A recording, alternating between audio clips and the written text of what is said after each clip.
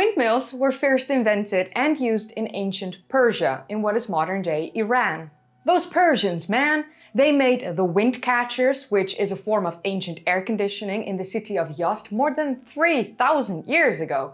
Then they made the first freezers, known as Yakhchals, around 400 BCE, and now they also have invented the windmill? Hot damn, they're good at inventing!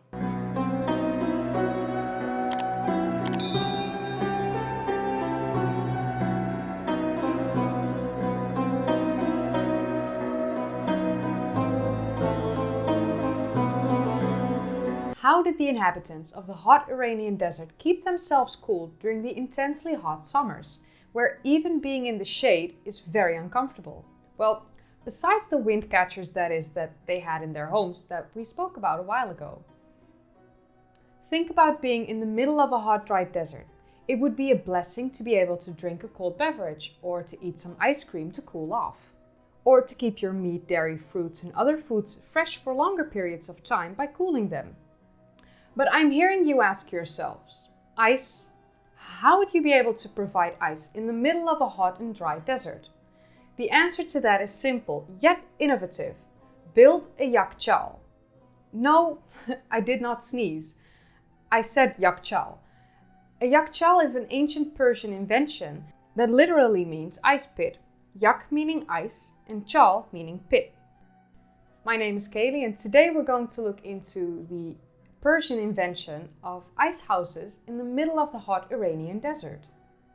I do want to note that in the southern parts of Iran, where the temperature rarely gets below zero, there were no ice houses, and along the Caspian shores there were never ice houses as well. The climatic conditions didn't lend themselves for ice to form nearby, therefore ice houses were not an option there.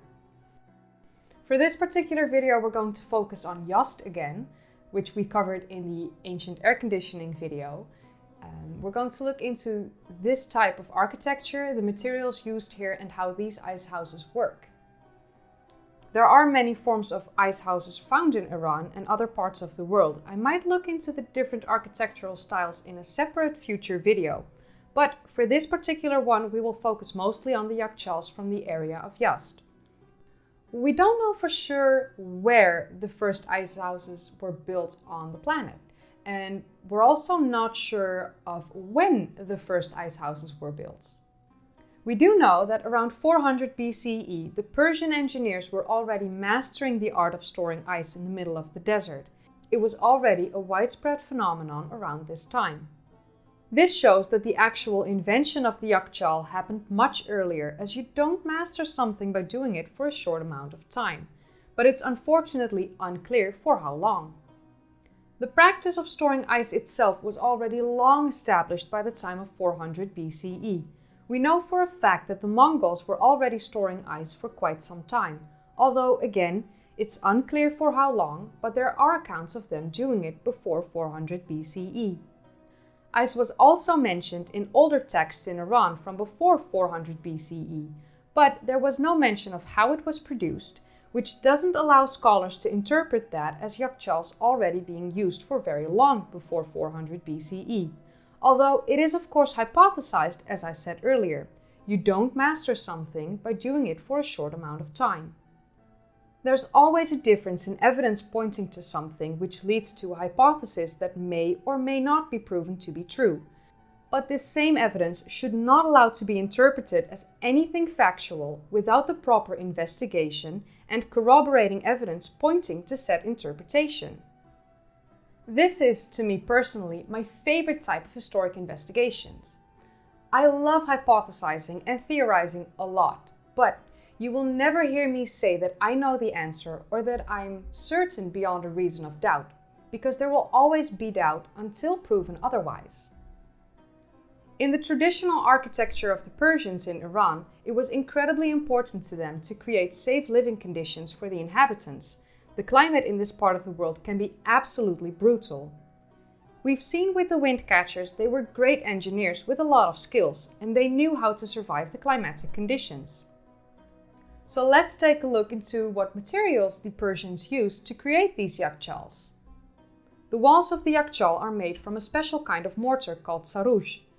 This special mortar is made from sand, clay, egg whites, lime, goat hair and ash. The ash actually acts as an insulator. These walls can be as thick as 2 meters. This makes the temperatures inside stay as low as possible. You can see a large dome shape above the ground, but this is only part of the Yakhchal. The rest of it is underground, where a storage space is located. This storage space is mostly used for ice and sometimes used to store food, although food really isn't stored in it often. The Yakhchal has a shading wall running east to west and a kanat that runs all the way from the mountains to the north side of the wall in the shade. As I explained in my ancient air conditioning video, a kanat is an underground aqueduct which transports water to the surface. In the case of these Yakhchals, it transports water from the mountains to the Yakhchals.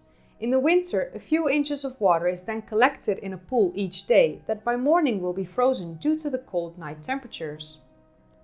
The villagers break the ice in the morning and bring it inside the Yakhchal to store it. This is repeated each day during the short winter time until the Yakhchals are full. Another way to fill the Yakhchals with ice was to collect the ice straight from the shaded parts of the mountain, transport it to the Yakhchals and store it inside. The ice stored inside could be kept cold throughout the year. Even in the hottest summer days, it would still be incredibly cold inside the Yakhchal. The combination of the thick walls, the cool waters that ran down its side, and sometimes the combination with windcatchers and wind towers kept the stored ice frozen throughout the entire summer. Inside at the bottom of the Yakhchal would be a trench. This is where the melted ice would be caught, and during the cold desert nights it would freeze again. A Yakhchal usually had 2 entrances. One was located between the pitfall and the frozen area on the north side with a sloped surface, making it easy to transport the ice into the Yakhchal. This northern entrance was almost exclusively used in winters to fill the ice house. The other entrance was at the south side and was almost exclusively used in the summers. It had a staircase leading down into the Yakhchal, making it easy to access the lowest parts of the pit and to serve and sell ice. During the hot summer days, the ice from the Yakhchals would be used to chill food and treats, like for instance a traditional frozen Persian dessert known as falude. These ice houses weren't just for the upper class, but most of them were actually public. Everyone was able to use them during the hot summer days. Shops in villages would use the ice from the Yakhchals to keep their fruits and sherbets cold, and huge chunks of ice would be transported by donkey and sold in the province. We know of Yakhchals still being in use in the 1960s, but unfortunately since then they've all fallen out of use. A true shame that when industrialization became widespread in the area, and people getting common refrigerators at home, these Yakhchals became an abandoned eyesore to many. The ice from a Yakhchal wasn't as clean as the modern techniques. The ice was often tainted with dust and soil because it was created in open areas in the middle of a desert. So it's not that strange that they've fallen out of use, although it is of course a shame that most of them are now deteriorating rapidly. Some Yakhchals have been restored, as we can see in the cities of Kerman and Orumi.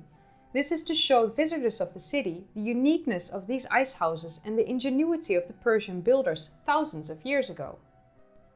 Once again, Iran showed us its traditional architecture, which originated from the harsh and severe climatic conditions in which the inhabitants survived for thousands of years. Their architectural style evolved due to climate being the most important factor for their evolutionary building styles and inventions. They were masters in keeping themselves cool in a place that could be considered uninhabitable without the knowledge they possessed. The best part is that everyone in the village was able to benefit from the ice houses.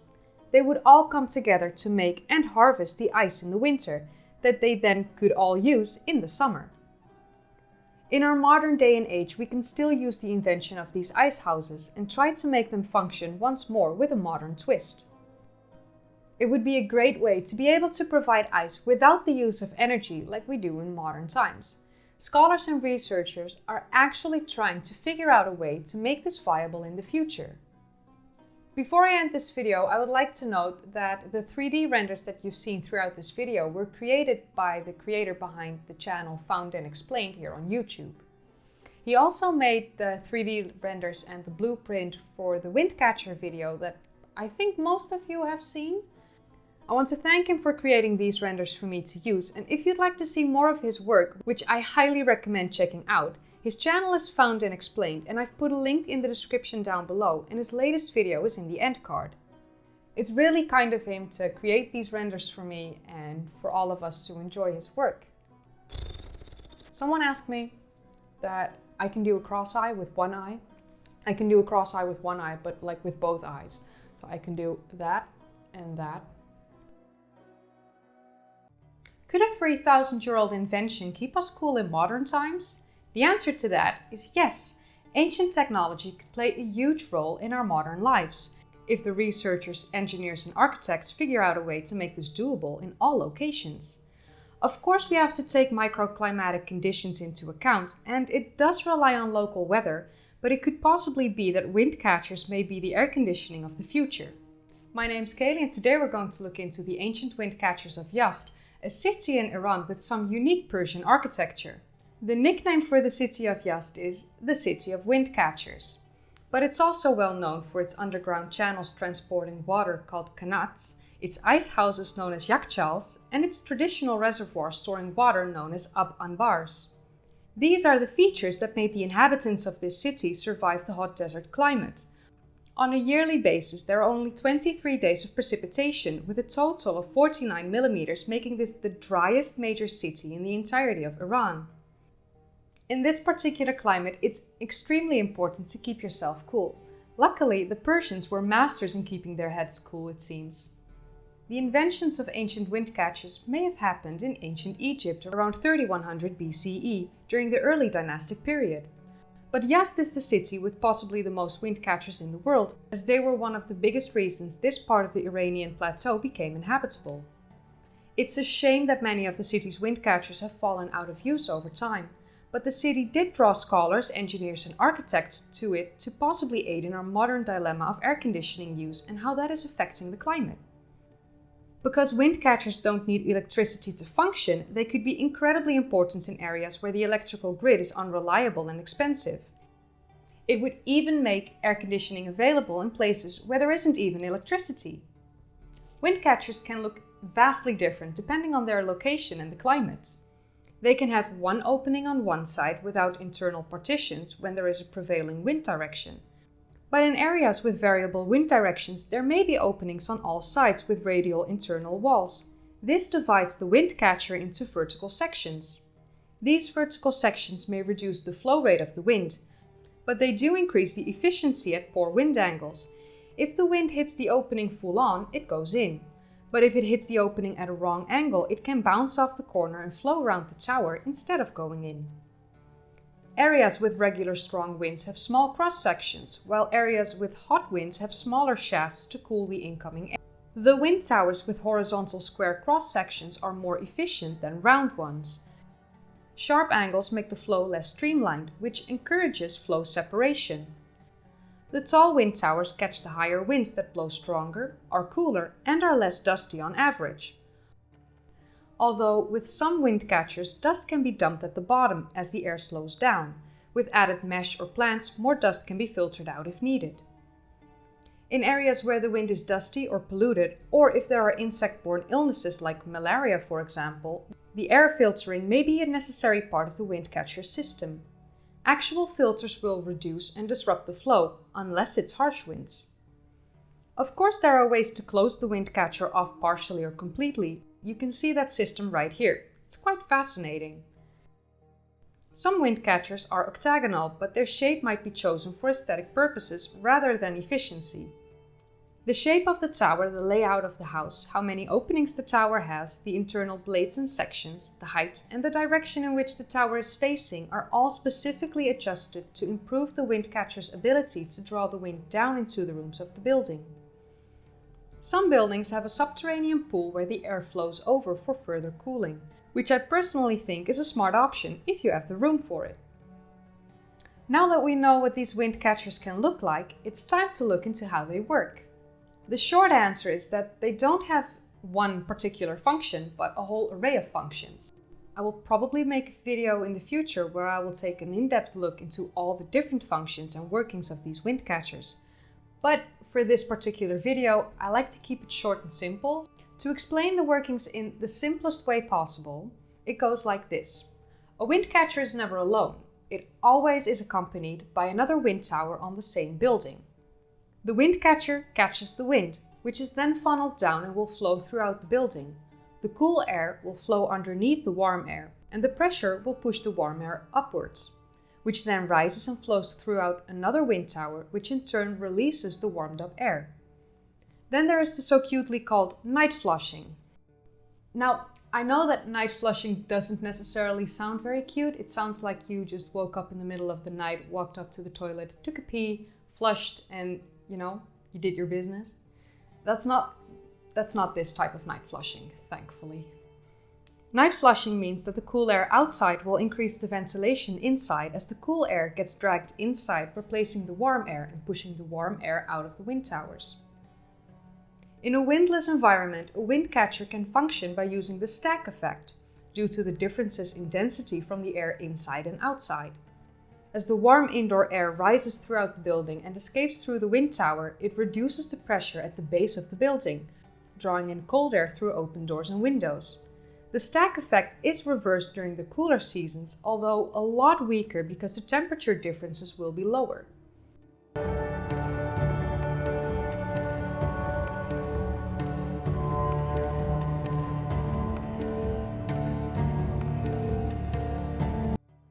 And lastly, we will look into evaporative cooling, mostly used in hot and dry climates, for instance, like Yakhchals. With this type of cooling, there is a body of water near the air intake, where the air has to flow over the water before it reaches the inside of the building. Fountains in hot and dry climates are actually the opposite of fireplaces in cold and wet climates. Usually, wind catchers that are used for evaporative cooling are combined with a kanat, an underground canal. This particular wind catcher will be facing the wind head on. They might be adjusted by opening or closing directional ports on the top. This draws the air inside. There will be a larger wind tower at the end of the directed flow that will pull the air out. This suction will make the wind travel through the kanat, where it's cooled by coming in contact with the cold earth and cold water. The air is evaporatively cooled at the same time when some of the water evaporates when the hot and dry surface air flows over it. This humidifies the dry surface air before it flows through the building. It's then sucked into the building, where it decreases the temperature inside before it flows out through the large wind tower. Possibly the largest wind catcher in the world stands at the Daulat Abad Gardens in, you guessed it, Yazd. This is an 8-sided wind catcher with a height of nearly 33 meters. Wind catchers have been gaining some slight popularity in Western architecture over the years. Some of these modern wind catchers use sensor-controlled moving parts, and some use solar-powered fans to switch between ventilation and cooling systems. There are some unusual-looking ones that are being constructed in modern times, like the wind catchers at the University of Doha in Qatar, as you can see here. It may very well be possible that we can replace a huge percentage of modern air conditioning systems with wind catchers. It would not only be more environmentally friendly, but it would also be cheaper in the long run, and you don't need an electrical grid to rely on. If power were to suddenly go out, the buildings will keep being cooled by the ancient technology behind the wind catchers. Best part of this all, designing and constructing a wind catcher will cost approximately the same as our modern air conditioning systems, and after that would only need some easy regular maintenance. In the long run, it would definitely be a lot cheaper, so I would personally know which one I would choose. But then again, I live in a country where air conditioning is not really a thing for people at home.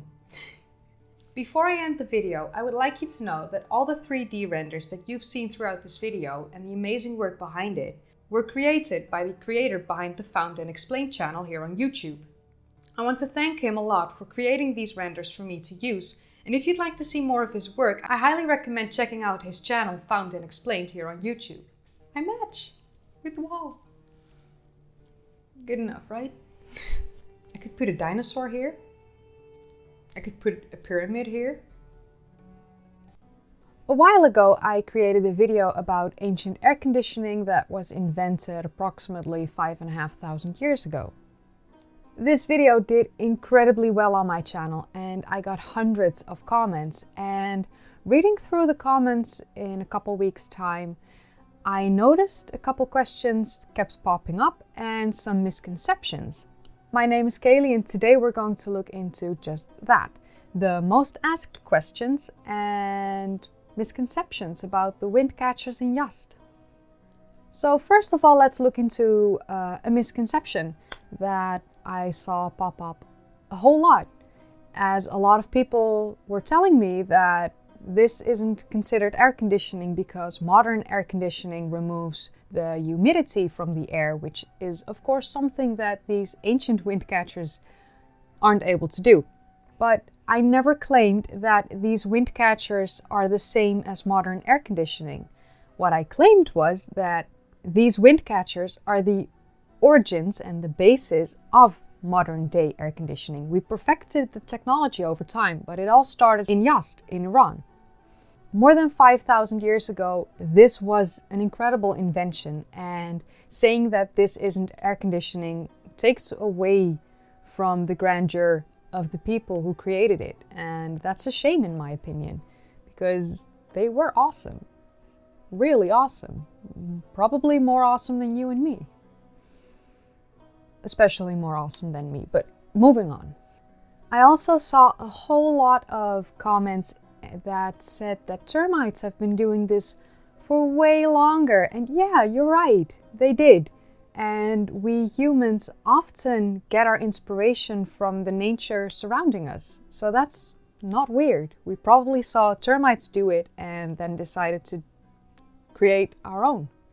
Going into one of the most frequently asked questions is, what temperature would you get it inside? What inside temperature would you be able to create?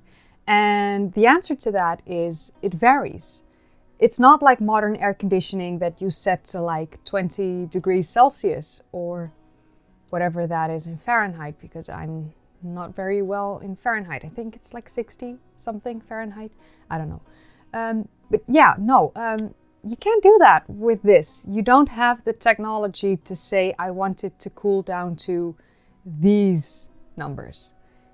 The only thing that you can do is make your house cooler than it is outside, which makes it more habitable. I've seen people who were from Yust or have visited Yust in my comment section, and they said that it can be a very comfortable climate and temperature inside, while outside it's scorching hot.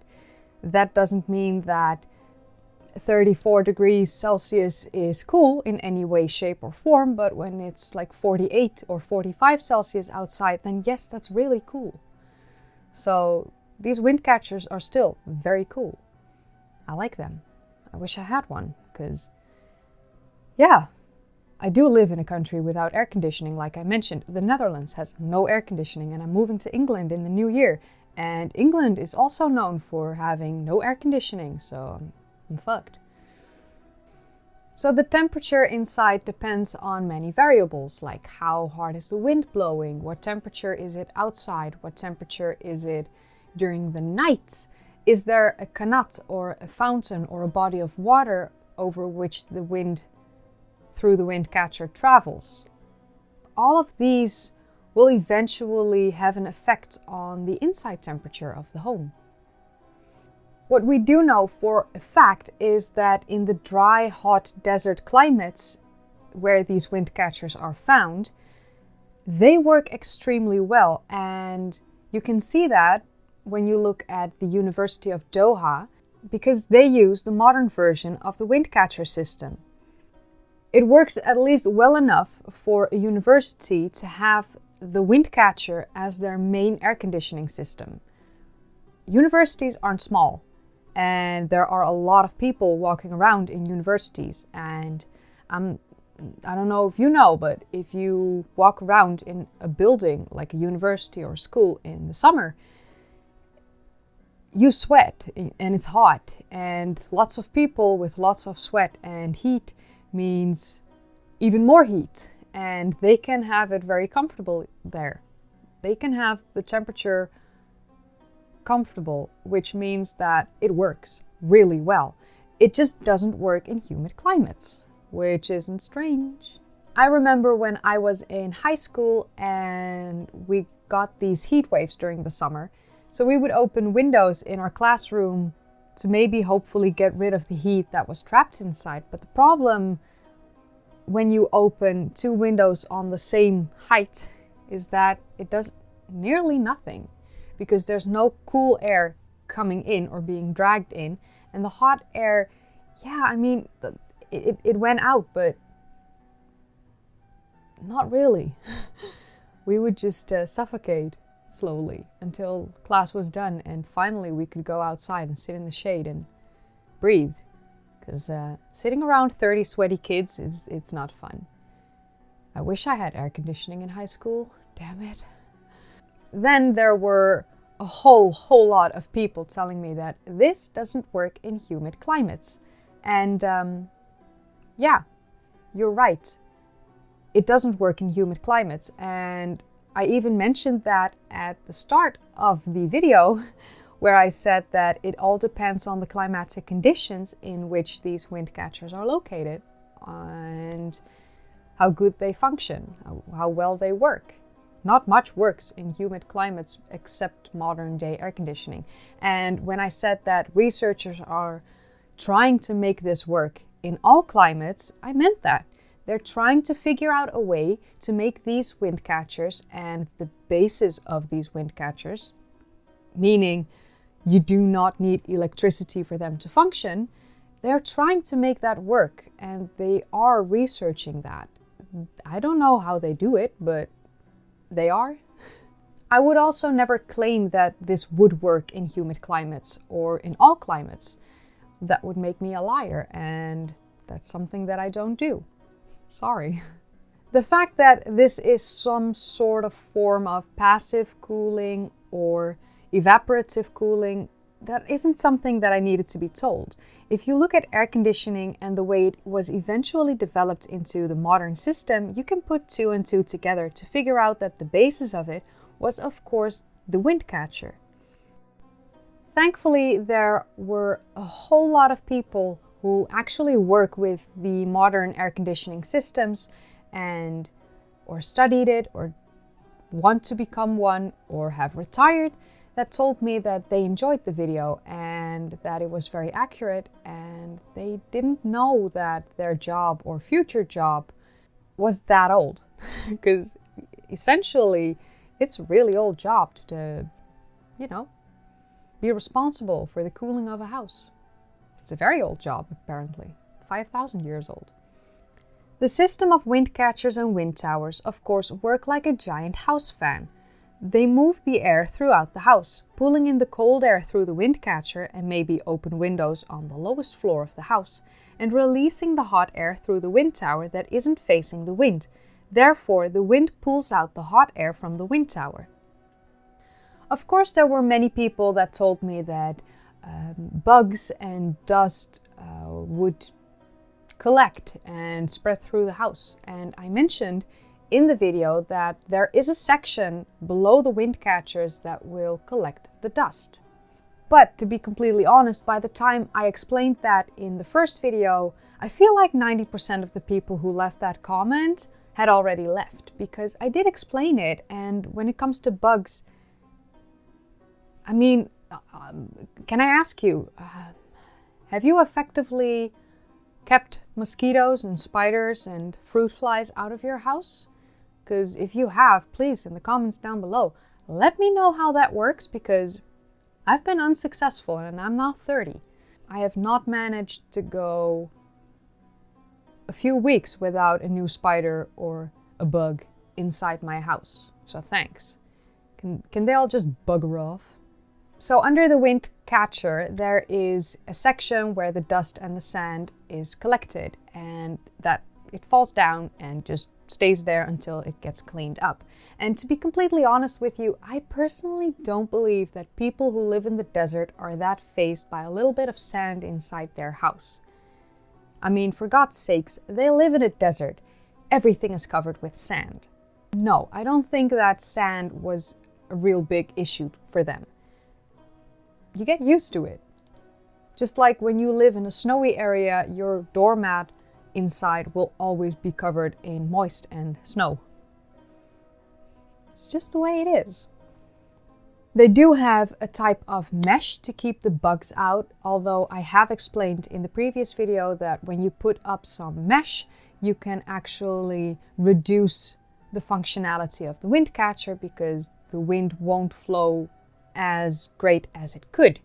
There can be like some greenery that you can put in the place where the wind will enter the house near the wind catcher, and that will also reduce the functionality of the wind catcher. So, I mean, in places where malaria is a thing, yes, put up mesh.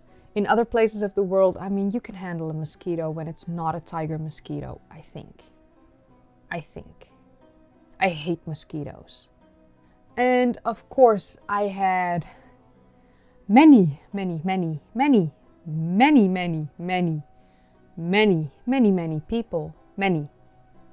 people telling me that it's just a swamp cooler. And yeah, you're right.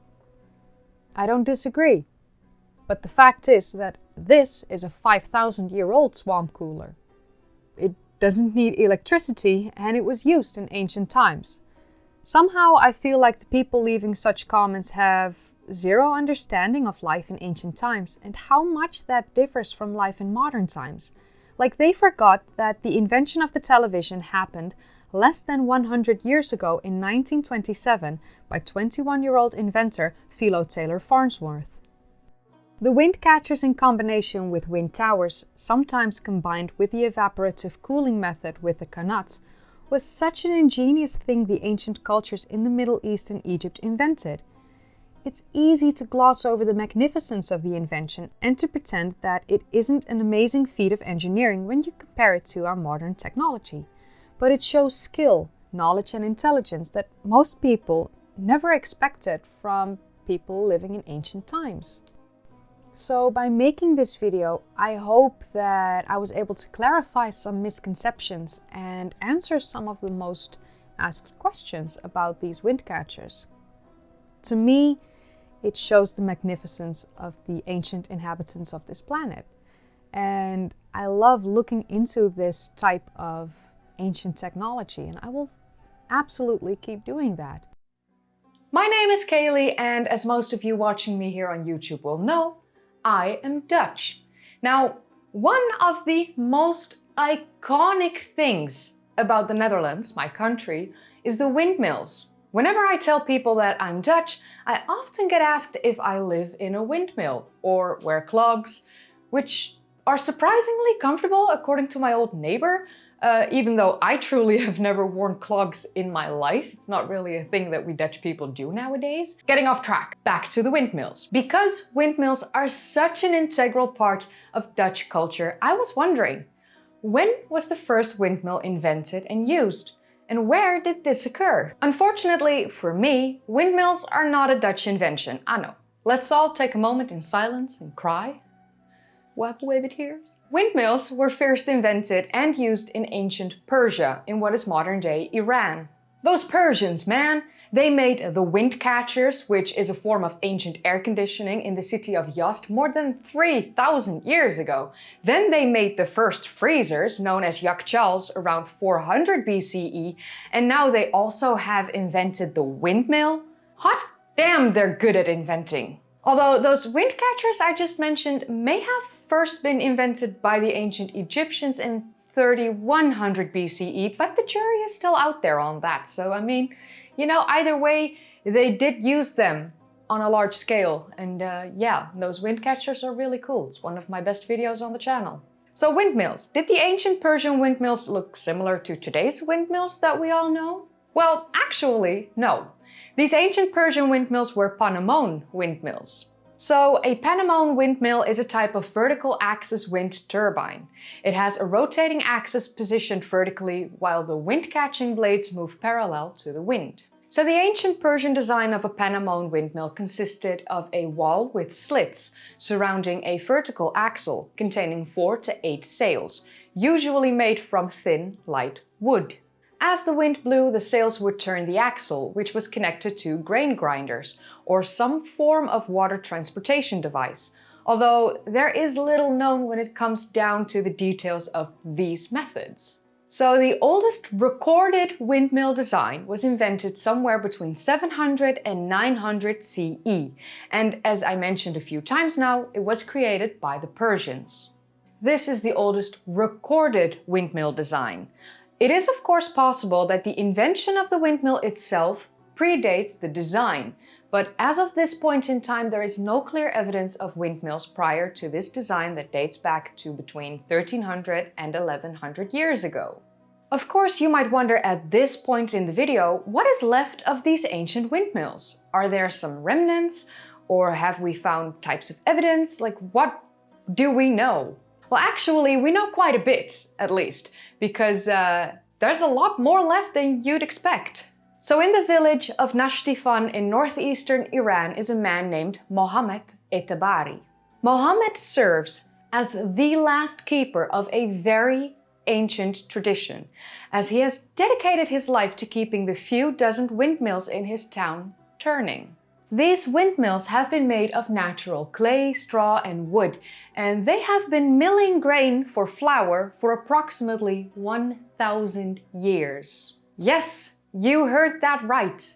These Panamone windmills you currently see on screen have been in function for 1,000 years. Of course, the parts that have been broken over time have been replaced, but these windmills have been in continuous use for 1,000 years, which honestly is just absolutely mind-blowing. Each windmill here at Nashtifan is comprised of 8 chambers, with each chamber housing 6 blades. This particular area of Iran is so well known for its winds that the name Nashtifan is actually derived from words that mean storm's sting. The area's strong and steady winds enters the chamber and turns the blades, which then turns the grindstones.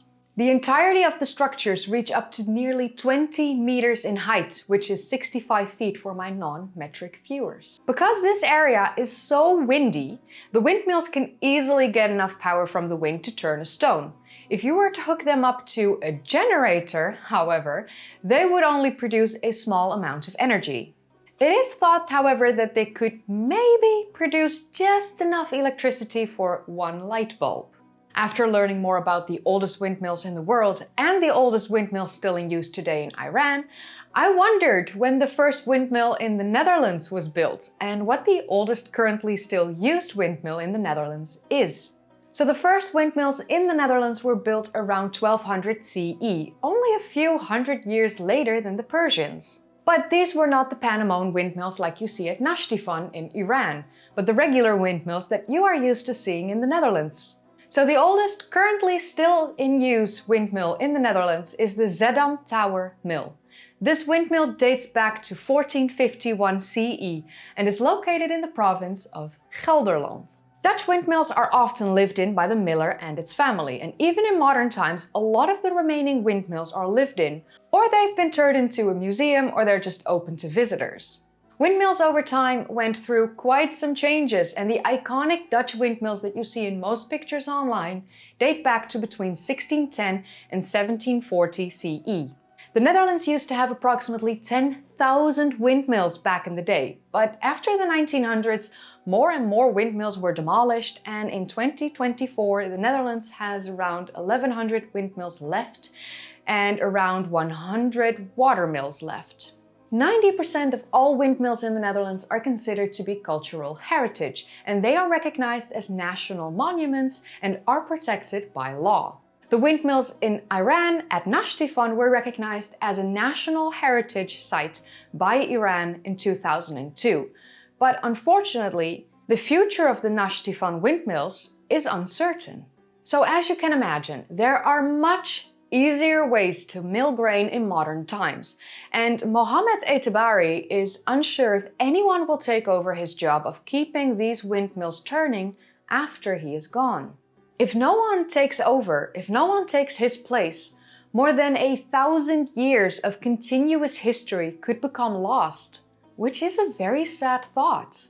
I really hope that someone would want to learn the trade from Mohammed and continue to take care of these windmills once he's no longer with us. It would be such a shame to see these windmills be forgotten and slowly disintegrate over time until nothing's left. So fingers crossed that someone does want to be the new keeper of the windmills. So what do you think of the invention of the windmill and the Nashtifan windmill still being used for the past 1,000 years? Let me know in the comments down below.